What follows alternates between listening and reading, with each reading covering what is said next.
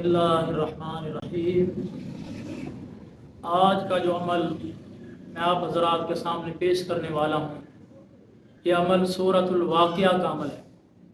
हज़रत अब्दुल्ला बिन मसूद रज़ियल्लाहु ताला अन्हु रिवायत फरमाते हैं कि हुज़ूर अलैहिस्सलातु वस्सलाम ने इरशाद फरमाया, जिस घर में रात के वक्त सूरतुल वाक़िया की तिलावत होती है वो घर फ़क्र व फाका से, मुहताजी से हमेशा महफूज रहता है। हज़रत इब्न अब्बास रज़ियल्लाहु ताला अन्हुमा से रिवायत है, वो फरमाते हैं कि मैंने हुज़ूर अलैहिस्सलातु वस्सलाम से अर्ज़ किया, या रसूलल्लाह, आप बूढ़े हो रहे हैं, आप बूढ़े हो गए। तो हुज़ूर अलैहिस्सलातु वस्सलाम ने फरमाया, हाँ, सूरा हूद, सूरा वाक़िया, सूरा मुरसलात, सूरा अम्मा यतसाअलून, सूरा इज़ा शम्सु कुव्विरत, इन सूरतों ने मुझे बूढ़ा कर दिया है। यानी इन सूरतों में क़यामत का जिक्र है, क़यामत की हौलनाकियाँ हैं, महशर का जिक्र है, तो मैं परेशान रहता हूँ, इस वजह से मैं बूढ़ा हो गया हूँ। हज़रत अबू फ़ातिमा रहमतुल्लाहि ताला बयान करते हैं कि जब हज़रत अब्दुल्ला बिन मसूद बीमार हुए, मर्ज़ वफ़ात में मुब्तला हुए, उसी मर्ज़ की वजह से आपका इंतकाल हुआ, तो उस वक्त हज़रत उस्मान गनी रहमतुल्लाहि ताला, हज़रत उस्मान गनी रज़ियल्लाहु ताला अन्हु सहाबी रसूल, उनकी खबर लेने के लिए गए, इयादत के लिए गए। तो जब आप गए तो आपने पूछा, ऐ हज़रत अब्दुल्ला बिन मसूद, किस चीज़ की तकलीफ़ महसूस करते हो? तो हज़रत अब्दुल्ला बिन मसूद ने फरमाया, गुनाहों की तकलीफ़ महसूस करता। फिर हज़रत उस्मान गनी रज़ियल्लाहु ताला अन्हु ने पूछा, आरज़ू क्या है, तमन्ना क्या है, ख्वाहिश क्या है?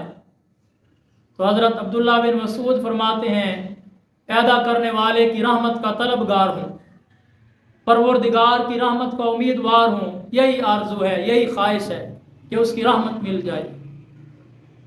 फिर हज़रत उस्मान गनी रज़ियल्लाहु ताला अन्हु ने फरमाया कि तबीब को बुलवाऊँ, हकीम को बुलवाऊँ, ताकि वो आपको दवाई दे और आप ठीक हो जाएं। तो आपने फरमाया, तबीब ने ही बीमार किया है, यानी इसकी ज़रूरत नहीं। फिर हज़रत उस्मान गनी रज़ियल्लाहु ताला अन्हु ने फरमाया, मैं कुछ माल आपको दे दूँ। हज़रत अब्दुल्ला बिन मसूद ने फरमाया, मुझे इसकी हाजत नहीं, ज़रूरत नहीं।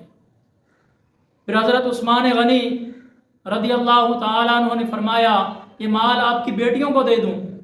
तो आपने फरमाया, उन्हें भी इसकी ज़रूरत नहीं, हाजत नहीं। फिर खुद ही फरमाने लगे, मैंने उन्हें हुक्म दिया है कि वह सूरा वाक़िया की तिलावत करें, रात के वक्त वह सूरा वाक़िया को पढ़ के सोती हैं। और मैंने हुज़ूर अलैहिस्सलातु वस्सलाम को फरमाते हुए सुना कि जिस घर में रात के वक्त सूरा वाक़िया की तिलावत होती है वो घर फ़क्र व फाका से महफूज रहता है, वो घर मोहताजी से महफूज रहता है, उस घर में गुर्बत नहीं आती। तो हम इसका एहतिमाम करते हैं। और दूसरे मकाम पर हज़रत अब्दुल्ला बिन मसूद रज़ियल्लाहु ताला अन्हु ने फरमाया कि हुज़ूर अलैहिस्सलातु वस्सलाम ने इरशाद फरमाया, अपनी औरतों को सूरा वाक़िया याद करवाओ और उन्हें कहो कि इसकी तिलावत किया करो। और आपने इरशाद फरमाया, ये सूरतुल गिना है, यानी ऐसी सूरत है जो इंसान को मालदार कर देती है, जो इंसान को गनी कर देती है, फ़क्र फाका मोहताजी ख़त्म कर देती है। तो इस सूरत का एहतिमाम करना चाहिए। तो नाज़रीन, सामीन, हमें भी इस सूरत को अपने मामूल का हिस्सा बनाना चाहिए।